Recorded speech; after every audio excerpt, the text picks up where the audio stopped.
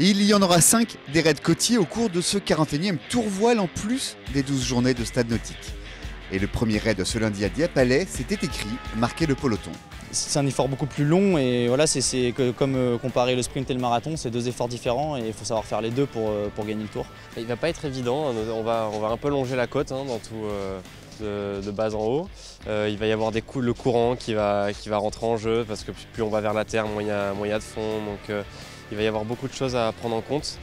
Du courant, oui, et puis un vent de nord qui rebondit sur les falaises de Dieppe, redistribue les rôles en enfermant les leaders, bref, en créant une zone de grand calme, sauf dans l'esprit des marins. Épuisant ce raid, ouais, il était épuisant à tous les niveaux parce qu'on a eu beaucoup de changements de leader déjà au cours de ce raid et puis on est resté en calminé, je sais pas, près d'une demi-heure, peut-être plus, j'ai pas vu la montre tourner mais... 40 minutes exactement pour les plus inspirés. Lorina Limonade Golfe du Morbihan en a fait partie. Ce fut rude en revanche pour d'autres favoris dont Cheminée Poujola, 21e ce jour. Béja Flor, le leader, s'était déjà échappé des falaises pour signer une deuxième victoire sur ce tour voile.